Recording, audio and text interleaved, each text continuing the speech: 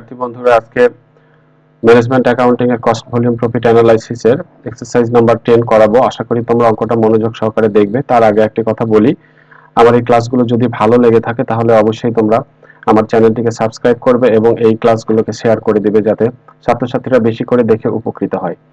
তো আমরা আজকে এক্সারসাইজ নাম্বার 10 যেটা করব, 1 থেকে 9 পর্যন্ত আমরা যে কয়টি অঙ্ক করে আসছি তার থেকে এই অঙ্কটাতে একটু ব্যতিক্রম কিছু আছে এবং এটা পরীক্ষার জন্য একটা ইম্পর্টেন্স অঙ্ক।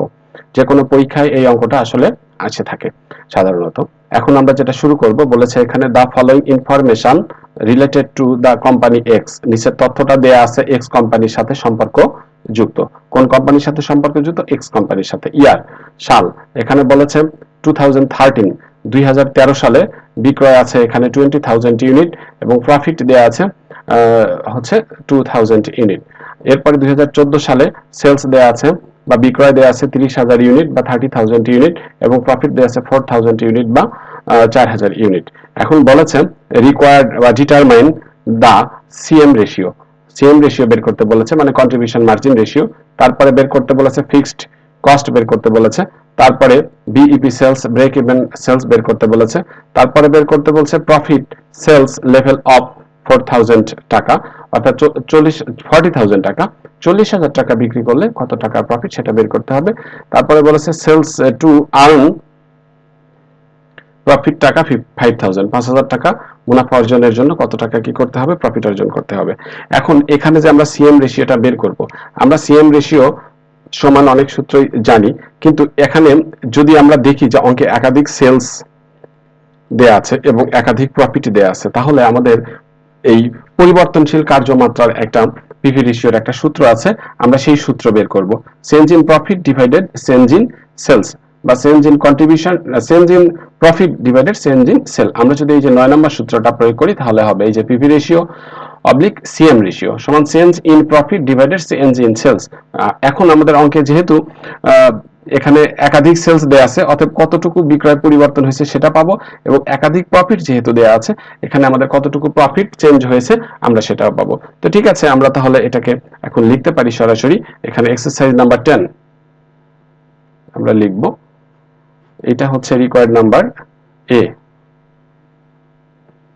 যাই হোক, রিকোয়ার্ড নাম্বার এ লিখেছে এখানে, কি দেখি একটু, রিকোয়ার্ড নাম্বার এ লেখা আছে এটাই, হ্যাঁ রিকোয়ার্ড নাম্বার এ না তো, এটা 1 লেখা আছে, রিকোয়ার্ড নাম্বার 1। তো আমরা লিখব সিএম রেশিও ইকুয়াল টু, উপরে লিখব change in profit, change in profit divided change in sales into 100। আচ্ছা, চেঞ্জ ইন প্রফিট মানে মুনাফার পরিবর্তন। আমরা একটু এখানে দেখব যে কত টাকার মুনাফার পরিবর্তন হয়েছে। আমরা আগে যদি বড় সংখ্যাটা নেই, এই ক্ষেত্রে দেখতে পাচ্ছি যে 4,000 টাকা প্রফিট আর আগে ছিল প্রফিট 2,000 টাকা। তাহলে এখানে বিয়োগ করলে আমরা পেয়ে যাব কত টাকার প্রফিট চেঞ্জ হয়েছিল। আচ্ছা, 2,000 টাকা চেঞ্জ হয়েছিল, সেটা বিয়োগ করলে পাবো এই 4,000, আগের বছরের ছিল 2,000। এরপরে চেঞ্জ ইন সেলস, সেটাকে আমরা কেমনে পাবো?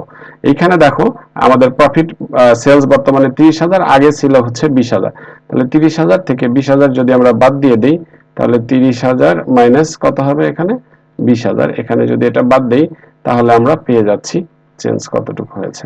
উপরে হলো 2,000 আর নিচে হচ্ছে 10,000 ইনটু 100। আমরা এখন এটাকে পার্সেন্টেজ করব। আমরা পার্সেন্টেজ করলে পেয়ে যাব যে আমাদের সিএম রেশিও কত পার্সেন্ট ছিল বা কত পার্সেন্ট আছে অঙ্কে। তো 2,000 ভাগ কত? 10,000। আচ্ছা, এটা করলে আমাদের রেজাল্ট আসবে হচ্ছে 20%, 100 দ্বারা গুণ করার পরে। তাহলে আমাদের এখানে যেটা আসছে সেটা হলো কত পার্সেন্ট? 20%। আশা করি তোমরা এটা বুঝতে পেরেছো।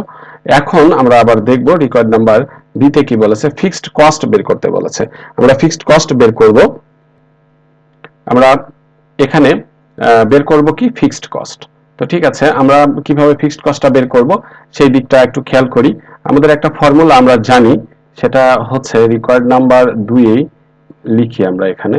লেখার পরে এই যে একটা সূত্র আছে এইরকম, খেয়াল করে দেখবা তোমরা, এর আগের অঙ্কগুলোতে করে আসছি, যে কন্ট্রিবিউশন সমান এই ফিক্সড কস্ট প্লাস প্রফিট আমার চাইছে এখানে কি এই ফিক্সড কস্ট চাইছে, যেহেতু ফিক্সড কস্টকে বের করতে হবে অথবা আমরা ফিক্সড কস্টকে আগে বাম পাশে নিয়ে আসব।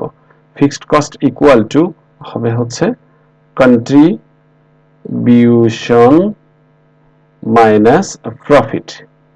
আচ্ছা, এখন কন্ট্রিবিউশন মাইনাস প্রফিট, আমার অঙ্কে তো প্রফিট দেয়া আছে বাট কন্ট্রিবিউশন কত সেটা দেয়া নাই।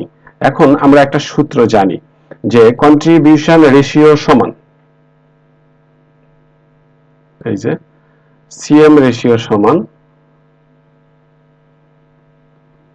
আমরা জানি কি যে কন্ট্রিবিউশন ডিভাইডেড সেলস, এটা আমরা জানি কিনা সিএম রেশিও সমান কন্ট্রিবিউশন ডিভাইডেড সেলস, এটা একটা সূত্র আমাদের আছে। সেটা আছে কোথায়? এই যে এইখানে আছে যে কন্ট্রিবিউশন রেশিও সমান কন্ট্রিবিউশন ডিভাইডেড এই যে কন্ট্রিবিউশন ডিভাইডেড সেলস। এই ফর্মুলাটাকে যদি আমরা একটু ক্যালকুলেশন করি, মানে এটাকে যদি আমরা আড়াআড়ি গুণন করি তাহলে কিন্তু দাঁড়াবে এই যে সিএম সমান এই যে সিএম সমান দাঁড়াবে হলো সেলস গুণন সিএম রেশিও। তাহলে এখানে দাঁড়াচ্ছে সেলস গুণন সিএম রেশিও। তাহলে এই কন্ট্রিবিউশনের মান সরাসরি আমাদের কত সেটা দেয়া এখানে নাই। তাহলে আমরা কি করব? সেলস গুণন সিএম রেশিও যেটা সেটা আমরা এখানে লিখব, তার পরিবর্তে সেলস গুণন সিএম রেশিও ইনটু নয় এখানে মাইনাস আমরা লিখে দিব কি বলতো প্রফিট লিখব। তো আমাদের এখানে সেলস আমরা দেখব যে কোনটা বসবে, আমরা যে টাকা প্রফিট হিসাবে নিব সেইটারই সেলস বসাবো। আমরা যদি প্রফিট 2000 টাকা ধরে অঙ্ক করতে চাই তাহলে এখানে সেলস এর মান নিব কত? 20,000 টাকা। আমরা এখানে নিব যেটা সেটা হচ্ছে 20,000 টাকা গণন এই সিএম রেশিও। আমরা এখানে দেখো এই যে আগেই বের করেছি একটু আগে, এই যে সিএম রেশিওর মান হচ্ছে 20%, এইখানে আমরা দিলাম 20% মাইনাস প্রফিট দিলাম ওখানে 2000 টাকা। তাহলে এখানে আসছে হলো টাকা 4000 মাইনাস টাকা 2000 সমান সমান এখানে আসলো কত টাকা? 2000 টাকা। এখানে এটা চলে আসছে। তো এখানে দেখো আমরা এটা পেয়ে গেলাম। এরপরে আমরা দেখতে পাচ্ছি যে আমাদের এই অঙ্কে বের করতে বলেছে প্রফিট কত টাকা হবে। সেলস লেভেল অফ টাকা 40,000, যদি 40,000 টাকা বিক্রি হয় তাহলে প্রফিট কত হবে।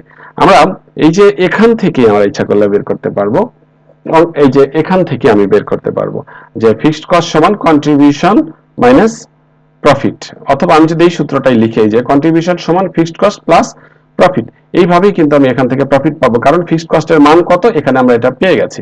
তো ঠিক আছে, আমরা এখানে লিখতে পারি রেকর্ড নাম্বার 3 আমরা লিখব কন্ট্রিবিউশন সমান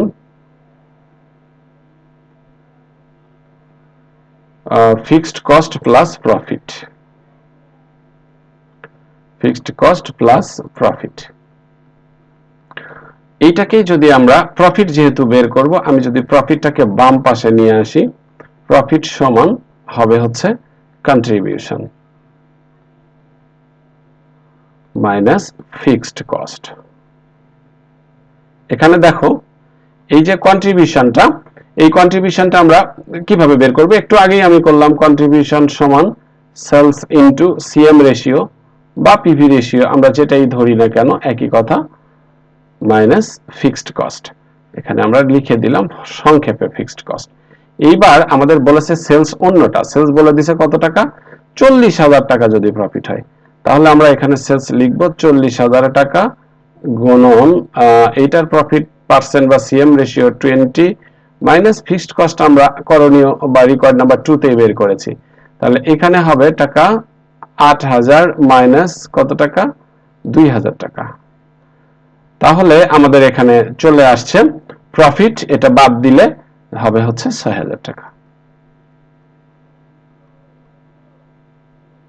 এটা আমাদের চলে আসছে। এরপর আমাদের যেটা বের করতে বলেছে এখানে অঙ্কটায় বের করতে বলছে sales to earn a profit টাকা 5,000। 5,000 টাকা প্রফিট অর্জন করতে গেলে বিক্রি কত হবে? অর্থাৎ ভবিষ্যতে আমি একটা প্রফিট অর্জন করতে চাচ্ছি, যদি এরকম থাকে কখনো যে ভবিষ্যতে এত টাকা মুনাফা অর্জন করতে গেলে কত বিক্রি করতে হবে, তার মানে মুনাফাকে তুমি টার্গেট করছো এবং এত টাকা মুনাফা টার্গেট করতে গিয়ে তোমাকে কত বিক্রি করতে হবে, তুমি বিক্রয়কেও কি করছো, টার্গেট করছো। অর্থাৎ এই ক্ষেত্রে যে সূত্রটা হবে সেটা হচ্ছে টার্গেট সেলস ইন টাকা, বা টার্গেট সেলস এর যে সূত্র আমরা সেটা করব। এখানে বিইপি সেলস আছে, দেখো, তারপরে এখানে কোথায় আছে টার্গেট সেলস, এই এই যে রিকোয়ার্ড সেলস বা টার্গেট সেলস, রিকোয়ার্ড সেলস। তো আমরা এই সূত্রটা এখানে ইন টাকাতে বের করব। এখানে যেহেতু ইউনিট দেয়া নাই, তাহলে এখানে এই যে আর এস সেলস ইন টাকা, টার্গেট সেলস ইন টাকা সমান এই যে ফিক্সড কস্ট আছে অঙ্কে, তারপরে ডেজায়ার্ড প্রফিট বা target profit divided CM ratio. আমার ফিক্সড কস্টও আছে অঙ্কে, ডেজায়ার্ড প্রফিটও আছে, সিএম রেশিও আছে। তাহলে এই সূত্রটাই আমরা এখানে কি করব, বসিয়ে দেব। রিকোয়ার্ড নাম্বার 4, এখানে আমরা লিখব রিকোয়ার্ড সেলস বা target sales in unit, target sales in unit না, সরি, ইন টাকা সমান fixed cost plus target profit, সংক্ষেপে দিলাম fixed cost plus target profit, target profit আমি এখানে লিখলাম divided CM ratio, CM ratio. তো আমাদের এখানে কিন্তু ফিক্সড কস্ট 2000 টাকা, সেটা অঙ্কে বের করে নিয়েছি একটু আগেই, এবং এই ক্ষেত্রে বলেছে যে আমাদের টার্গেট প্রফিট কত ধরতে বলছে, 5000 টাকা। তো টার্গেট প্রফিট আমরা ধরলাম 5000 টাকা, এবং সিএম রেশিও আমাদের 20%, সেটা আমরা বের করেছি। তাহলে এটাকে যদি করি 5 দিয়ে 7000 ডিভাইডেড 20%, 7000 ডিভাইডেড 20% সমান যেটা হবে, আমরা এখন সেটা করব। এই 7000 ডিভাইডেড 20% সমান টাকা 35000 টাকা। প্রিয় শিক্ষার্থী বন্ধুরা, আমাদের আজকে এই একটা অঙ্ক সলভ করলাম এই ক্লাসে। আশা করি তোমরা অঙ্কটি বুঝতে পেরেছো, ভালোভাবে বাসায় প্র্যাকটিস করবে। সবাই ভালো থাকবে, আল্লাহ হাফেজ।